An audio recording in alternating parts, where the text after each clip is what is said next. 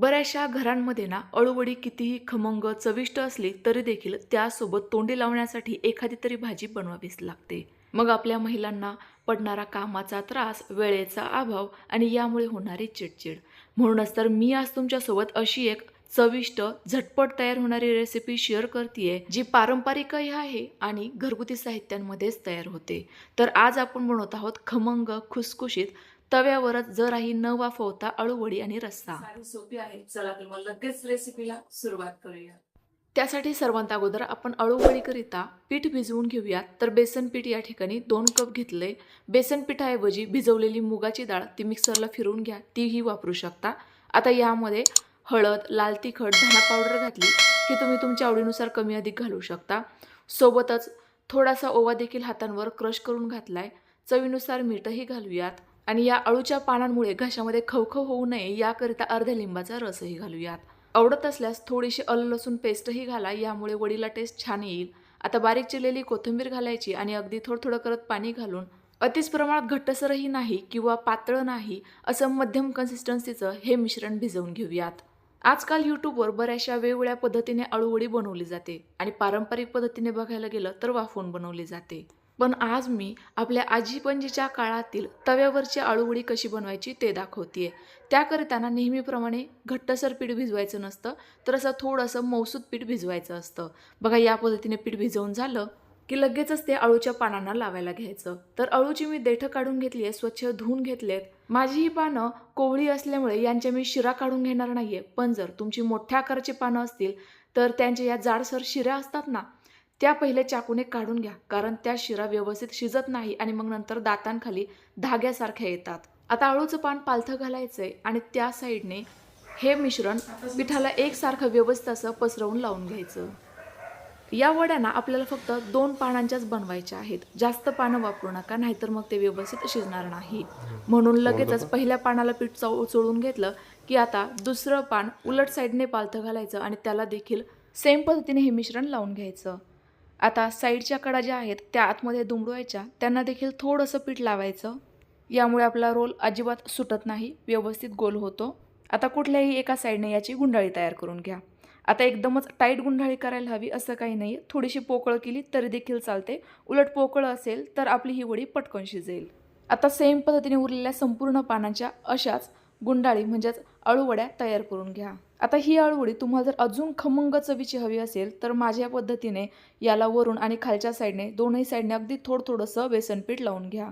आता या अळूवड्या मी जरा वेळाकरिता साईडला ठेवते, यामुळे आपली गॅसची आणि वेळेची दोन्हीची बचत होईल. ते कशी मी पुढे सांगते. तर मी बघा हे कांदे अशा पद्धतीने गॅसवर अगोदरच भाजायला ठेवले होते, ते देखील अळूवडी करेपर्यंत भाजून झाले आहेत. सर्वात अगोदर आपण तव्यावर पहिले वाटणाची तयारी करून घेऊयात. तर हे वाटणाचं साहित्य भाजण्याकरिता मी नेहमी बिडाचा तवा वापरते, जो मी डोसे उत्तप्पम बनवायलाही वापरत असते. हा द इंदस व्हॅली या कंपनीचा तवा तुम्हालाही परचेस करायचा असेल तर डिस्क्रिप्शनमध्ये मी लिंक देते. प्रोडक्ट खरेदी करत असताना डिस्क्रिप्शनमध्ये मी एक तुम्हाला कुपन कोडही देणार आहे, तो वापरला तर अजून तुम्हाला एक्स्ट्रा 10% डिस्काउंट मिळेल. आता तवा गरम झाला की लगेच त्यावर तेल, किसून घेतलेलं सुकं खोबरं, लसूण आणि आलं घालायचं. खोबरं साधारणतः पाव वाटी, 10-12 लसूणच्या पाकळ्या आणि 1 इंच आलं होतं. हे व्यवस्थित खमंग खरपूस भाजून घेतल्यानंतर तव्यावरच ते एका साईडला लोटून दिलंय. आता शिल्लक राहिलेल्या तेलामध्ये भाजून घेतलेले हे कांदे कुस्करून घालायचे. सोबतच थोडीशी ही हिरवीगार कोथिंबीर किंवा कोथिंबीरचे देठ वापरायचे आणि ते देखील असेच खरपूस खमंग परतवून घ्यायचे. यामुळे भाजीला टेस्ट, चव, रंग छान येतो. आता तुम्हाला जर असे गॅसवर भाजलेले कांदे नको असतील तर मग तुम्ही या तव्यावरच खमंग खरपूस रंग येईपर्यंत कांद्याची पातळ स्लाइस करून भाजून घ्या. या बिडाच्या तव्यावर ना अशा पद्धतीचं वाटण परतलं की मग तवा देखील वळसला जातो, त्यावर घावणंही छान होतात. वाटण व्यवस्थित परतलं गेलं की लगेचच ते एका ताटामध्ये काढून घेऊयात आणि थंड करून घेऊयात. तोपर्यंत सेम तवा गरम आहे तर लगेचच त्यावर थोडंसं तेल घालून या वड्या ठेवूयात. यामुळे बघा आपल्या गॅसची आणि वेळेची दोन्हींची बचत होईल. ना जास्त भांडे भरतील, ना वेगळं भांडं गरम करत बसावं लागेल. आता या वड्या एकसारख्या व्यवस्थित अशा पसरवून टाका. तर बघा या वड्यांना मी एका साईडने बेसन पीठ लावलं होतं, त्यामुळे जी बेसन पीठाची साईड होती ती खालच्या साईडने ठेवली आहे. अशा घातल्यामुळे आता या वरच्या साईडने देखील मी सहजतेने पीठ लावून घेऊ शकते. म्हणून आता या वड्या तुम्ही एकदमच चिकटून चिकटून जरी ठेवल्या ना तर देखील काहीच हरकत नाही आहे, वड्या अगदी व्यवस्थित वाफवल्या जातील. आता या वड्या न करपता व्यवस्थित आतपर्यंत मौसूत शिजण्याकरिता यावर झाकण ठेवा. गॅसची फ्लेम एकदम कमीच राहू द्या आणि गरज वाटली तर पाव कप पाणी घाला. पाण्याच्या वाफेमुळे या वड्या व्यवस्थित शिजतील. आता एवढ्या वेळामध्ये वाटण छान थंड झालेलं होतं, ते लगेच मिक्सरच्या भांड्यात घालूयात. गरजेनुसार थोडंसं पाणी घालून शक्य तेवढं हे वाटण एकदम बारीक गुळगुळीत असं दळून घेऊयात. आपलं वाटण तयार झालं. हे जरा वेळ साईडला ठेवते आणि या वड्या पहिले बघून घेते, करपायला नकोत ना. बघा खूप मस्त अशी वाफ धरली गेली होती.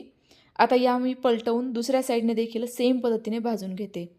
वाह, एकदम मस्त असा रंग आला आहे. छान अशा खरपूस खमंग कुरकुरीत होईपर्यंत या व्यवस्थित एका साईडने भाजल्या गेल्या. सेम साईडने दुसऱ्याही साईडने भाजून घेऊयात. बघा या पद्धतीमुळे तेल कमी लागतं, वेळ वाचतो. मग अजून काय हवं आहे? पुन्हा एकदा झाकण ठेवू आणि 5 मिनिटाची वाफ काढून घेऊ. तोपर्यंत लगेच फोडणीची तयारी करते.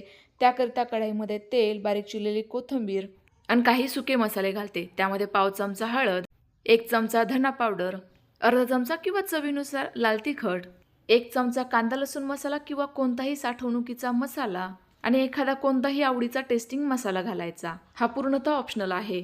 लगेच यामध्ये तयार करून घेतलेलं वाटणही घालायचं आहे. तर वाटण बघा अगदी व्यवस्थित असं बारीक दळलं गेलं आहे.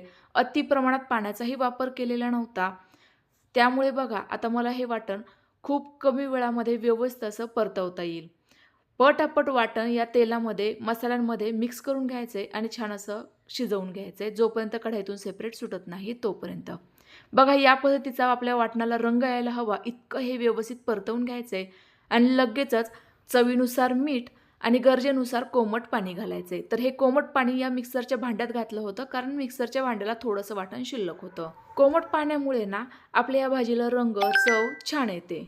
आता या वाटणाच्या जर गाठी असतील तर या पाण्यामध्ये व्यवस्थित मिक्स करून घेऊयात, फोडून घेऊयात आणि एकदम कमी गॅसवर अजिबात झाकण न ठेवता या रश्श्याला छान अशी दणदणीत उकळी काढून घेऊयात. लक्षात घ्या, गॅस कमी ठेवा आणि झाकण ठेवू नका. एवढ्या वेळामध्ये बघा आपल्या या वड्या खालच्या साईडने देखील छान अशा खमंग खरपूस वाफवल्या गेलेल्या असतील. शिजल्या की नाही हे चेक करण्याकरिता उलथाणं किंवा चाकू रोवून बघायचा.